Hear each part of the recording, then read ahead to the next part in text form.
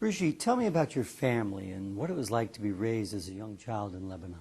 I was born and raised in South Lebanon, in a little town called Marjayoun, on the border with Israel. My parents were married for 22 years. They were not able to have any children, and my mother was 55 years old, and my father was 60 when I was born. I was fortunate to live with two parents that loved me and dedicated their life to me. They were retired by that time because they had me in later years. My father was running a restaurant. He owned a restaurant and a lot of real estate. So I was raised in a place where I got to meet a lot of members in the community who came there to eat or to visit with my parents and have a cup of coffee.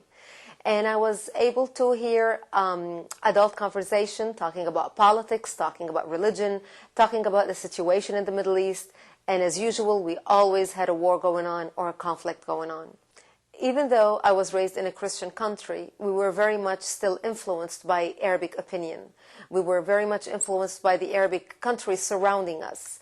And we spoke Arabic, we practiced the Arabic culture. So we thought like the Arabs thought. We thought Israel was bad.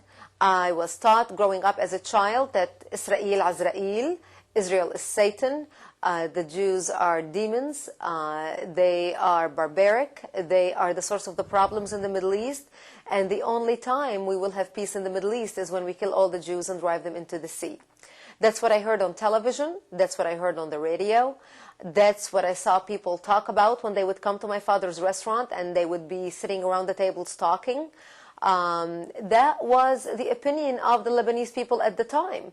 We listened to the media that was governed by our government, so we only heard what our government wanted us to hear. As usual in the Middle East, it's always a one-sided story. You never hear the other side because all the media and all the Arabic countries are manipulated by the government. I went to a Christian private school, and even in my private school, in my Bible class, we never studied the Old Testament. Our Bibles did not include the Old Testament because the Old Testament was considered the enemy's book. It was the Torah, and the Bible had nothing to do with it. Tell me a little bit about the population of Lebanon. Who's who and who was what back then?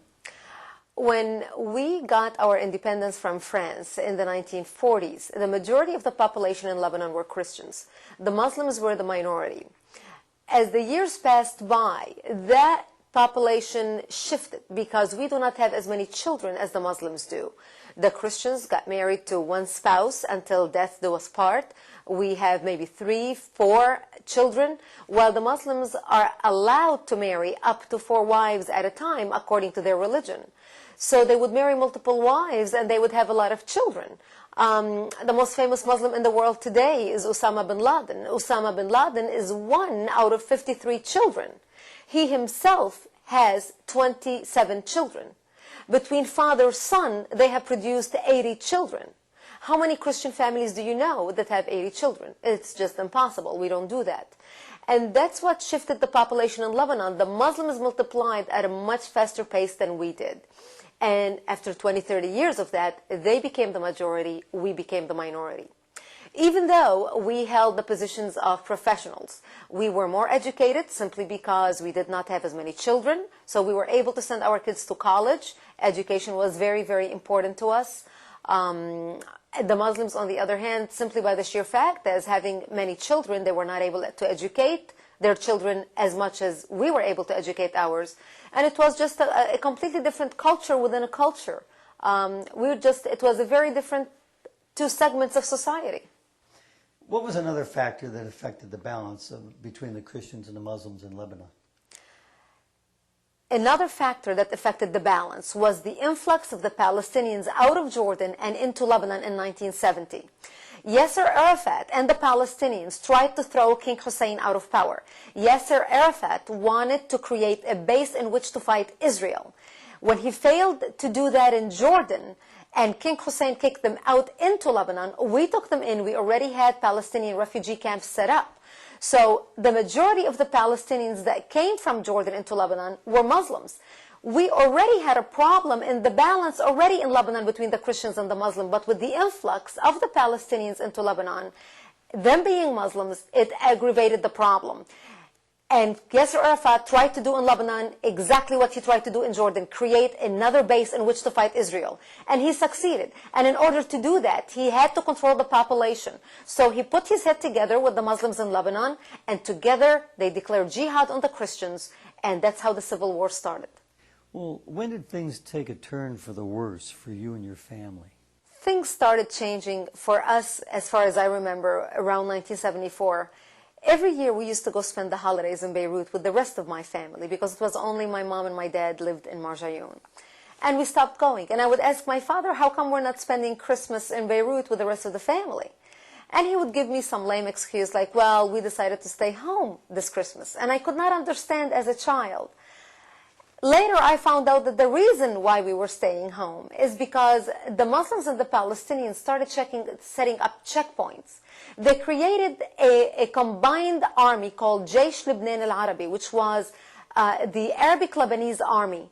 And it was the combination of the Palestinians and the Lebanese Muslims. And they would set up checkpoints in the middle of the night, in the middle of the roads. And if they see a Christian, they would stop cars, and they would get people out of the car, and they would look at their ID.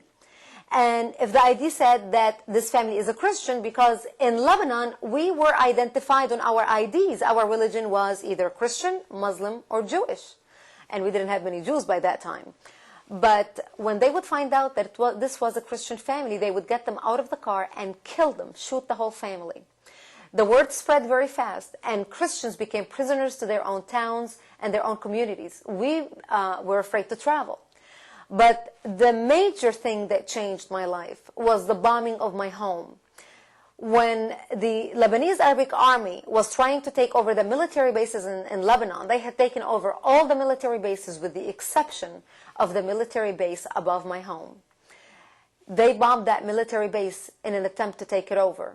They missed the military base, and all their rockets exploded in my home, bringing it down and burying me under the rubble. I was wounded, and I ended up spending 2.5 months in the hospital. And I remember as a child asking my parents, why did they do this to us? And my father would always say, because we are Christians. They're trying to kill us. And I knew ever since I was a child that I am wanted dead simply because I was a Christian who happened to live in a Christian town. What was life like after you came back from the hospital? When I came back home, home was no longer the home that I left because my home was half destroyed. My new home became a bomb shelter underground with no electricity, no water, and very little food.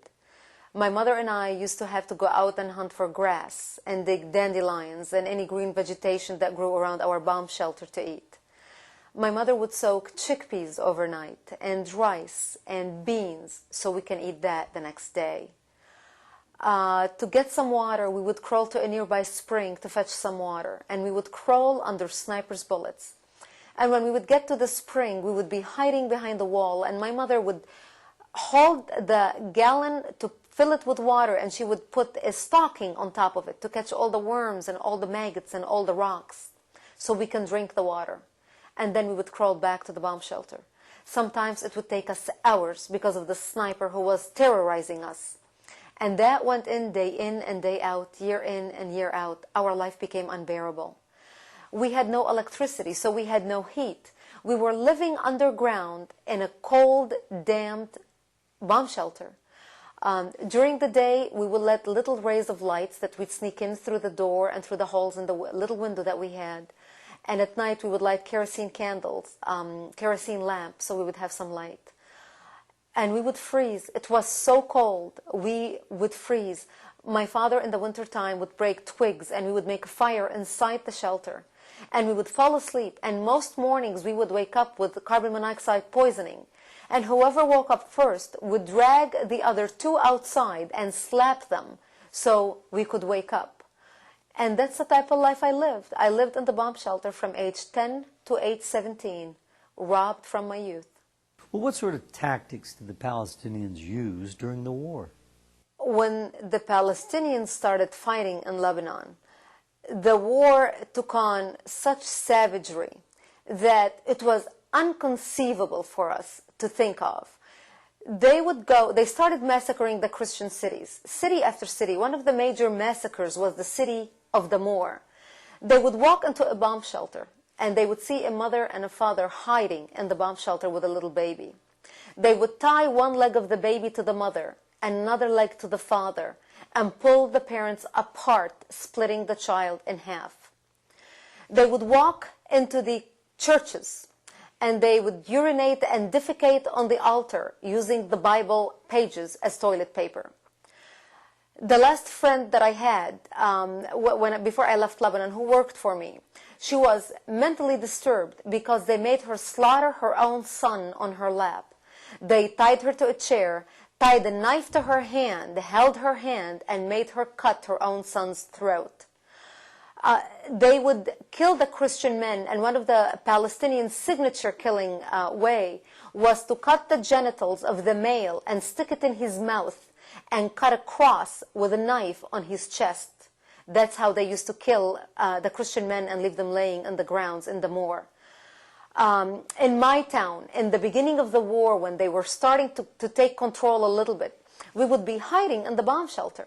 And in the beginning of the war, the renters that rented from us, we all hid together in this small room, an 8 by 10 room. That's where 4 families lived.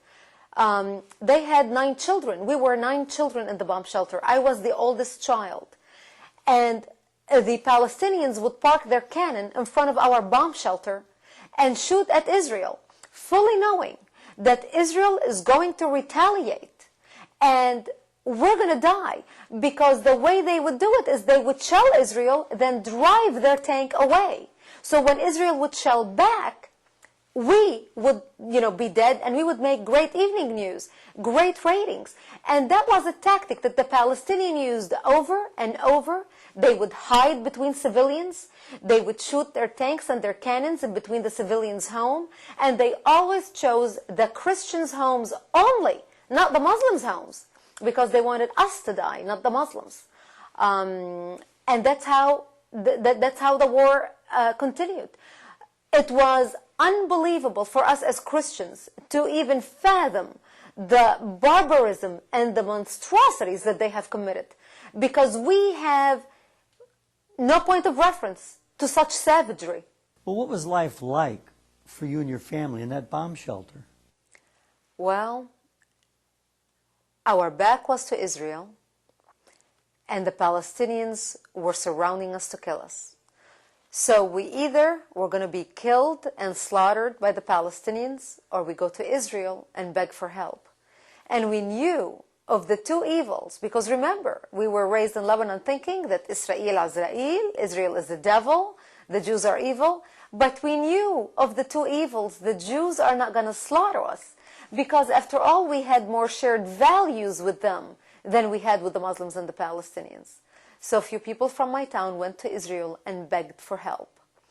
And that's how we stayed alive. Israel would come in the middle of the night and would bring supplies to the Christians. They would bring food, milk for the children.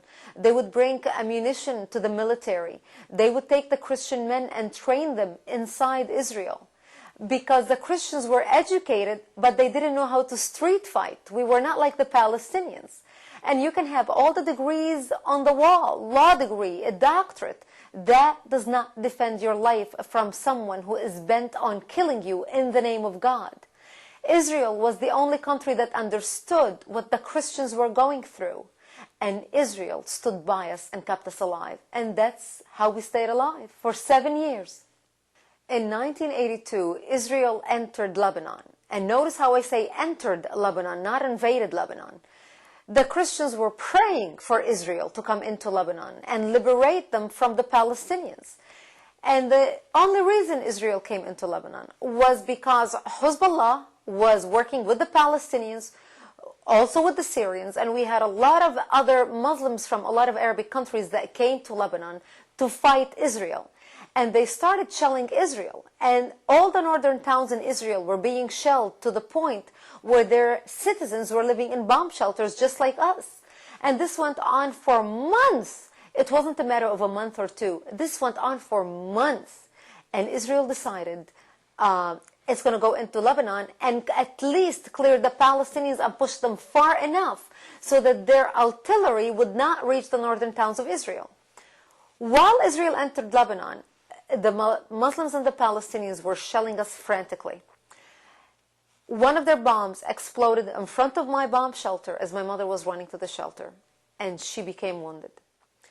When she became wounded, we had nowhere to take her in Lebanon. Our only lifeline was Israel. That's where all the sick went to get treated. That's where all the wounded went to get treated. Medical treatment free of charge to anyone that needed it. For 7 years when Israel took care of us. We took my mother to get first aid at the Lebanese hospital in my town, which was a shell of a hospital. There was one Israeli doctor and 2 Israeli nurses on duty. They gave her first aid, and we put her in an Israeli-donated ambulance and drove her to the border. It was a 10-minute drive. The Lebanese driver, when we got to the border, walks over and asks me for money for the fee for the ambulance. And like an innocent teenager, I pull all the money that my daddy had given me out of my pocket, and I show it to him, and I say, "How much do I owe you?" And he looks at my money, and he says, "Give me 30, which was half the money I had. I gave it to him, and I thanked him from the bottom of my heart. He said that was the fee for the ambulance. They transferred my mother into another Israeli ambulance inside Israel, and that ambulance drove us to Sivat Hospital, which was an hour drive. The driver was an Israeli soldier. He was so nice to me. He treated me like his own daughter. He put me at such ease because I was afraid. I was afraid of the unknown. I was uncomfortable. I felt awkward. After all, I'm a Lebanese. I didn't have anyone in Israel. My mother was half unconscious in the back stretcher of the ambulance. And I was stunned at how nice that Israeli driver was. We got to the hospital. They took my mother out into the emergency room. I walked around to the Israeli driver to pay him my money, the fee for the ambulance. He looked at it and he said, "What is this?" And I said, "Don't you need the fee for the ambulance?" And he says, "No." He said, "This is a free service from us to you. Keep your money, and I wish you well. I hope your mothers recover." And I thought to myself, what an honest man. What an ethical man. This man could have taken my money and partied all night, and I would not have known the difference. Yet he didn't. And all of a sudden I felt very angry because I realized that the Lebanese driver who drove me the 10-minute drive to the border basically robbed me. That was my first lesson in the character and values of the Arabic people and the Israeli people. We went into the emergency room, and there were hundreds of people wounded in the emergency room. There were Lebanese brought in from Lebanon. There were Christians brought in from Lebanon. Muslims brought in. Palestinians wounded brought in from Lebanon. And I could not believe my eyes. And I thought to myself, I can understand why they're treating me. After all, I am their friend. I'm a Christian. I am their ally. But why on earth are they treating the Palestinians and the Muslims? These are the enemy. These are the people who were bombing us.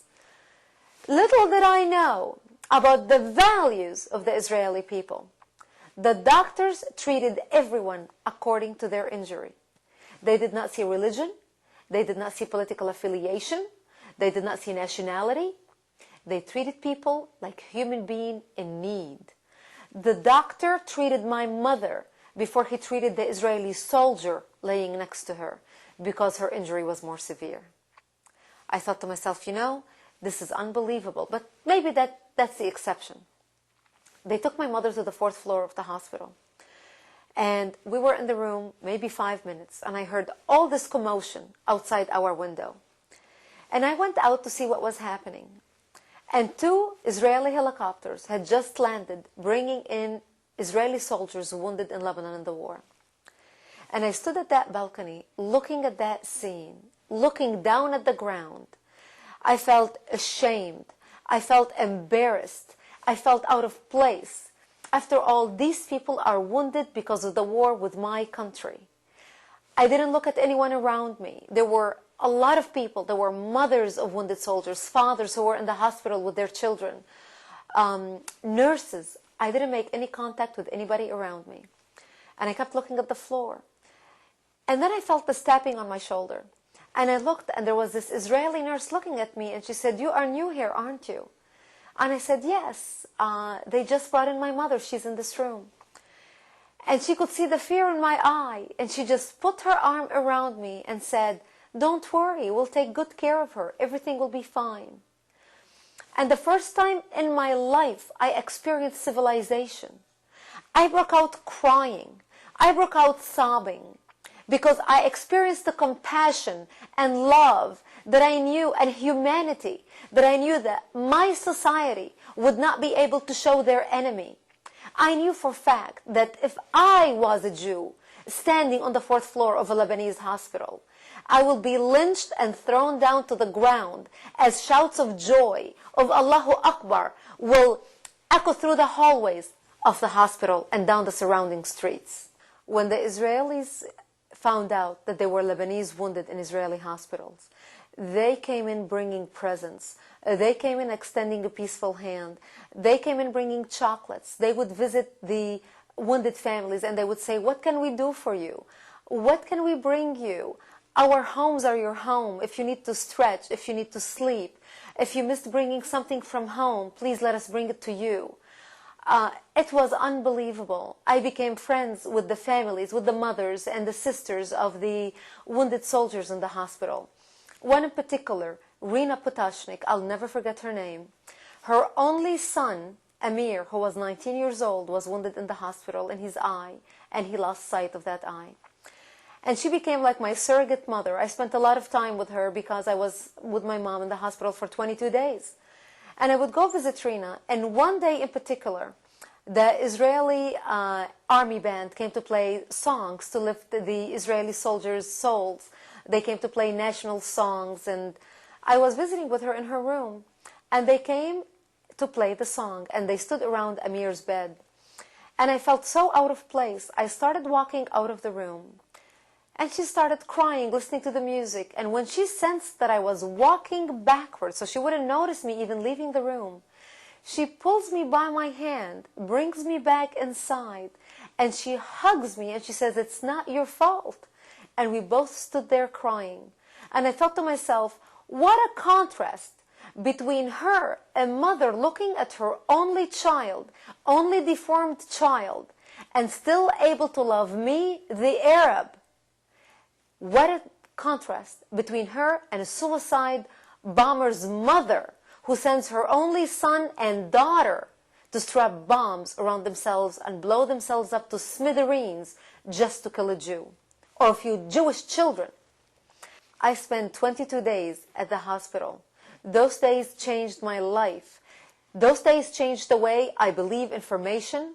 I watched television. I listened to the radio, because I realized I was fed a fabricated lie about the Jews and about Israel that was so far from reality.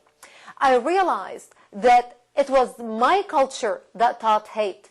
It was my culture that was unable to love and show compassion to their enemy in their time of need, the way the Israelis were able to show compassion to the Palestinians, to the Muslims, to the Lebanese at their time of need. And I realized the difference in values and character between the Arabic society and the Israeli society. And that's basically where the problem stems from. It's a difference in values. Well, then what happened after your mother finished her treatment in the hospital? When my mother finished her treatment in the hospital, we had to go back to Lebanon. I was delighted to be back because I missed my father so much. We had been gone for a while. But it was a double-edged sword because I did not want to go back to Lebanon. And the minute we crossed the border, I felt I am crossing back into the gates of hell. And I didn't want to cross. And I remember grabbing onto the barbed wire to the point where it cut the palm of my hand. I was bleeding, telling my mother, crying, "Please don't take me out of here. I do not want to go back into Lebanon." And she looked at my face and she said, "And who's going to take care of me and your dad?" I was an only child. And I didn't know what to tell her. I had to go back to Lebanon. And I felt I was being sentenced back to hell. I went into depression. I was very depressed. I didn't want to leave the house. I stayed home. All I thought about was my days in the hospital. because I left my heart in Israel. I left my heart with people who taught me humanity, who taught me respect for humanity, respect for human life. I was able to see a side to the Israelis that I know for a fact did not exist where I come from. They had respect for humanity that I didn't know of until I went to Israel. They had compassion. They had values. They had principles that were foreign in my culture. I was so depressed, and I vowed that one day I will be back to Israel, because those are the type of people I want to be like. These are the type of characters I want to adopt. And I ended up going back to Israel 3 years later to work in Jerusalem. Well, then how did you get back to Israel? I got a job working as news anchor for World News Tonight in Jerusalem. And it was a dream come true. I never, beyond my wildest dream, ever thought that I will be able to go work in Israel in such a profession that gave me the ability to meet world leaders and be exposed to information and be able to judge information that was not filtered through the Arabic filters and through the Arabic propaganda. I was able to make decisions and learn about situations in the world where I can evaluate and form an opinion, my own opinion, based on factual information without the exaggeration and the propaganda of the Arabs. It also gave me an insight into the Palestinian culture and into the Israeli culture, because Jerusalem is the pinnacle of East meets West. In Jerusalem, you have the western side of the city where the Jewish people live, and you have the eastern side of the city where the Arabs live. And the contrast is blinding. It really shows you the difference in the culture and in the values of the two people. It also taught me about the exaggeration of the media, the Arabic media, and what truly was happening in the territories. We had friends in Bethlehem, and we would go visit our friends in Bethlehem. And our friends were Christians. And it got to the point where the Christians were afraid for their lives because they were so intimidated by the Muslims, by the Palestinian Muslims. The Palestinian Muslims would go into Christian cemeteries. They would break the crosses. They would dig the bodies. And when we would do interviews with these Christians, we had to disguise their face because their life was threatened just because they were telling the truth. Because if their Muslim neighbors ever found out that they're speaking about what they're being subjected to, they would be killed. The intimidation and the death threats were unbelievable. In the old city of Jerusalem, when I was working as a news anchor, in the Christian quarter, a few Christian girls were walking back from Catholic school, dressed in the Catholic uniform. And there were a few incidences where Muslim Palestinian students would throw acid on the Christian girls' faces. A couple girls were deformed because of acids and had to be taken into Israeli hospitals. I was able to see the Israeli side that always believes the best, hopes for peace, teach their children that one day we're going to have peace with the Palestinians. One day we're going to have peace with our Arab neighbors. And we're going to do everything we can to achieve that peace. Yet you would go visit the Palestinians, and the Palestinians teach their children, one day we're going to kill all the Jews and drive them into the sea. I saw nothing but two faces. One, a face of hate and evil, and one, a face of love and compassion. And that's what the situation is between the Palestinians and the Israelis. Well, what sort of danger did you face from Islamic terror organizations while you were in Israel? I was very worried for my life, because in the Middle East, when you speak the truth, when you report honestly about the facts and what's going on, your life gets threatened. Because if the Palestinian media cannot control what you're saying, if the Arabic government cannot control what you're saying, you are a major threat to them, because you are informing the population of what is truly happening. And that's what I did when I worked for Middle East television. They tried to assassinate me in Lebanon. They tried to shoot at me one day when I was walking home. They thought I was dead. I played dead in a ditch until they left, and then I crawled home. They chased me in Israel twice. I was chased for 2 hours one time between Tel Aviv and Haifa. I traveled wearing different wigs so people would not recognize who I am. I would always disguise my appearance. People in America do not realize that here in this country, we can voice our opinion. We can even cuss the president on national television. And we never ever have to fear for our lives because we have freedom of press, freedom of speech. In the Middle East, there is no such thing. There is no freedom of press. If you go against the tide, if you go against what you're told to say, you are a threat and you will be killed.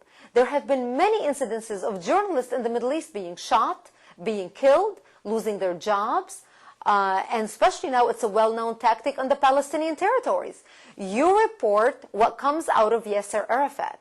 You do not go against the Palestinian media or you will be killed. And the tactics they're using right now is they're accusing reporters of being traitors, of being informant to the Israeli army, and they're killing them publicly because that's the accusation that they're sticking on them instead of them saying, well, he's not listening to what we want him to report, and therefore that's why we killed him. Hezbollah published my picture in the Hezbollah magazine in Lebanon, along with the Israelis news anchor for Mabat, the evening news, calling me a traitor, asking that I should be killed, calling me an Israeli informant, an Israeli spy. It was very dangerous for me to even travel within the security zone inside Lebanon. Well, I understand you buried both of your parents in Jerusalem. What was your motivation for doing something like that? Before I left Israel and came to the States, I wanted to make sure both my parents were buried in Israel. My father was living with me at the time when he died, and I buried him in Jerusalem on Mount Zion. But my mother had died a year and a half earlier. So before I came to the States, I went back to her grave, dug her out of her grave, took her out of her casket, put her in another casket in my car, and drove her to Israel and buried her with my father. Because I wanted to ensure that my children, yet unborn, will always know where my loyalty lies and will always be drawn to Israel. I believe actions speak louder than words. People can say anything. It's their actions that tell you exactly where they stand. And that's why I buried my parents on Mount Zion. If you are ever in Jerusalem and you are visiting the Oskar Schindler Cemetery, you would be passing by my parents' grave on your way to his tomb. Do you think if the Israelis gave back the West Bank and Gaza, there would be peace? No, it's not Gaza and the West Bank. Israel could give them Gaza and the West Bank, but the Palestinians want it all, not only Gaza and the West Bank. People need to realize when the PLO was formed in 1964, Gaza was illegally invaded and occupied by Egypt, and the West Bank was illegally invaded and occupied by Jordan. When the PLO was formed in 1964, it wasn't Gaza and the West Bank that Yasser Arafat was fighting to get. It was Israel proper that Yasser Arafat wanted. Today in the Palestinian Authority, under the Palestinian Authority, in the Palestinian schools, when you see maps of Palestine, Israel doesn't exist. It shows the whole area as the map of Palestine. They want the whole land. They do not want Israel to exist in the Middle East. Israel has no place in the Middle East. They do not want any Jews living in Arabic territories. You look at Israel. Israel has Muslim Israeli citizens. They have Muslim in parliament in the Knesset. Show me one Arabic country in the world that has a Jew in its government. The Arabs hate the Jews, and they do not want the Jews in the Middle East. The Jews don't have a place in the Middle East. And no, Israel can give Gaza and can give back the West Bank to the Palestinians. It's not going to be enough, and it's not going to be peace, and they're going to be fighting to get more and more and more. Well, what do you think about the Palestinian leadership? I think the Palestinian leadership is corrupt. The Palestinian leadership is the cancer that is killing the Palestinians. If the Palestinian leaders cared about the Palestinian people, the least they can do is take those millions and millions of dollars that have poured into the Palestinian territories ever since the Palestinian Authority came into power in 1995. Millions of dollars have poured from the United States, from the European Union into the Palestinian territories and went into the pockets of Yasser Arafat and his cronies, while the Palestinians are still living in refugee camps under their own leadership. There is no other group in the world, no other group of people in the world live under their own leadership in refugee camps like rats, without dignity. They live on top of each other. The least the Palestinian leaders, if they care about their people, would take some of the money that's been allocated to improve the Palestinian territories and at least build townhomes for them. Let them live in dignity. Let them go to the bathroom in decent bathrooms. Let them live with respect. But instead, the Palestinian leadership pockets the money. It goes for bribery, for driving the Mercedeses, for driving the BMW, for fancy vacations, for fancy homes. Abu Mazen has a $1.5 million home in Gaza. How many Palestinians that live in Gaza live in a $1.5 million home? The Palestinians need to wake up and kick their leaders out.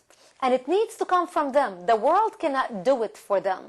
They need to wake up and stop buying the lies. They need to realize they are being used as puppets in the hands of a corrupt leadership. And they need to kick that leadership out and start negotiating with the Israelis.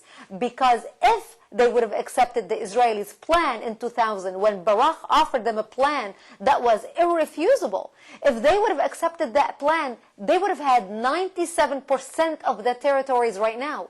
Gaza would be 100% under Palestinian leadership. And they even turned that down.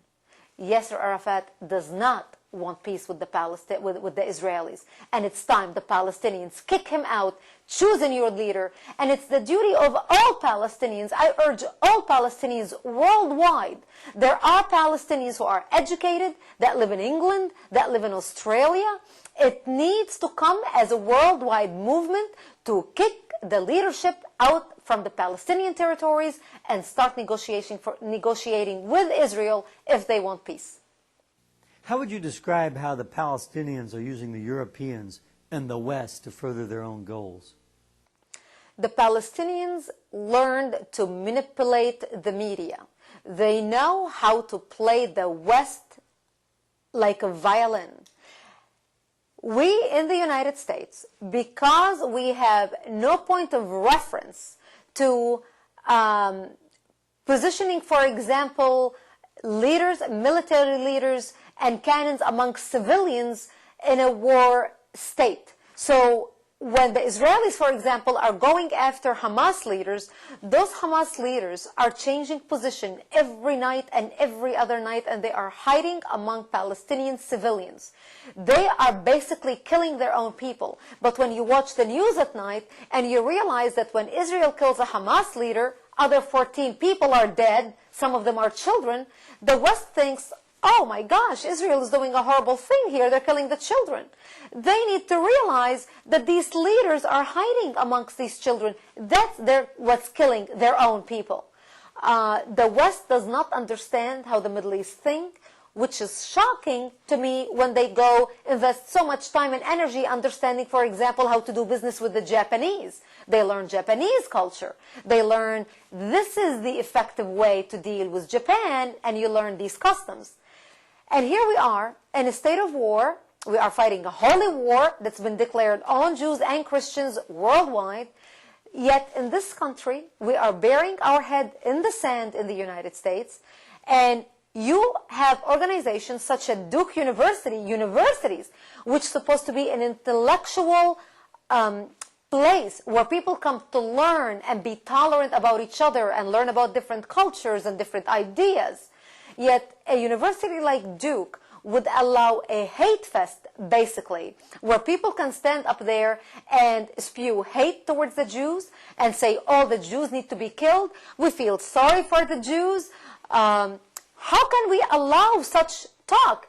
If I, as an American citizen, get on television or organize a rally at a university campus and say all gays need to be killed because all gays are terrible and we need to annihilate them. Would I survive a day? I'll be thrown in prison. I will be sued. How come we have such double standards towards issues? How come we allow the Palestinians to say, we do not want to condemn violence because it's irrelevant, it's not going to do anything? How can we accept that?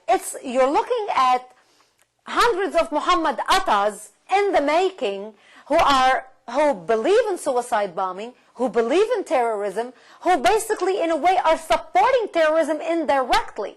Because when you refuse to condemn the suicide bombers and terrorism and violence, your hands are soiled with the blood of the innocents just as much as any suicide bomber who blows himself up. The innocent's blood is on your hand. And this is what people need to realize. These conventions are nothing but a hate fest towards the Jews. Simple. And not only the Jews, also towards America. And we need to wake up. As an American, why do you think the Middle East is an important matter for all Americans? The Middle East should be the utmost important matter to all Americans at this point, especially after 9/11. For the last 20 years, Americans have not paid attention to what's been going on around the world. The terrorist attacks around the world, all the terrorist organizations that we're dealing with today, Hezbollah, Al-Qaeda, Hamas, Islamic Jihad. Where do you think Islamic Jihad came from? Where do you think Hamas came from? To focus only on Al-Qaeda is a fatal error. Al-Qaeda is a transnational organization made up of a merging of different groups together under Al-Qaeda. We have proof that Hamas and Islamic Jihad and Hezbollah have established linkages with Al-Qaeda in the United States. And of all terrorist organizations in the United States, Hamas has the largest American infrastructure. Hamas is not an Israeli problem. Hamas is a United States problem. Hamas is a world problem. What people in American society need to understand that Hamas and its leaders, the leader that Israel killed, Sheikh Ahmed Yassin, is the guy who wrote the Hamas Charter. If Americans would read the Hamas Charter, Article 22 of the Hamas Charter mentions the Lions Club as a terrorist organization to be destroyed, as secret organizations to be destroyed. The Lions Clubs, the Rotary Clubs, the Freemasons, the Bnei B'rith and the likes, such as the Kiwanis. How many Lion Club members in the United States know they are mentioned in the Hamas Charter? If Americans think Hamas is over there, it's Israel's problem, that's all in the Middle East, let's leave them all behind and focus on the United States, they are mistaken. Hamas has chapters in 40 states in the United States. And that's what America needs to wake up and start learning about. Since you've become active speaking out about Israel, what do you think about Jewish opinions towards the Palestinian situation? This is a great question. It saddens me to see the difference between the Jews and the way they handle the Palestinian situation and the Palestinians and how they handle speeches about the Israelis and the Jews. When I was asked to speak at Duke, I was instructed by Hillel, which is the organization that sponsored my speaking, to respect the Palestinians, don't say bad things about the Palestinians, don't say anything derogatory about the Palestinians nor the Muslims, nor their hate teachings, don't point the finger at anyone, just speak about terrorism in general, because we want to create awareness. They actually even have a concert because to keep the mood light. And you contrast that with the Palestinians on campus, who are basically on the other side of the campus, spewing hate. The hatred that comes across in their speeches is absolutely unacceptable. And the sad reality is that this is the same type of signs that we started seeing before World War II. It's the sign of hate verbiage that Hitler used to say about the Jews before World War II, before he started killing them. And the Jews did not believe it back then. And they always hoped for the best. And now, as a third party, I look at the two of them from a distance, and I see it's the same thing is happening again. The Palestinian solidarity movement at Duke, at the convention, refused to condemn violence, refused to condemn suicide bombers. Brigitte, how can people contact you and your organization? And what can the average person do to stop evil from proliferating? People can contact me through American Congress for Truth. The web address is americancongressfortruth.com, or they can call at 757-715-1213. And I look forward to hearing everyone's input and everyone's email about this interview. The average American can get involved and make a difference by becoming a member of an active organization that keeps you informed as a citizen to the threat you are facing and we are facing as a nation. American Congress for Truth, our organization, is dedicated to informing the American public. If you log on to the website, and I urge you to become a member, it doesn't cost you anything to become active and be involved. You will be receiving action alerts, emails regarding current situations, and what you can do to make a difference. Thank you very much for being with us. You've shed a lot of light on something that a lot of people do need to be informed about, and I'm sure they have been during this interview today. We look forward to having you back on the web sometime. Thank you very much. Thank you. Thank you.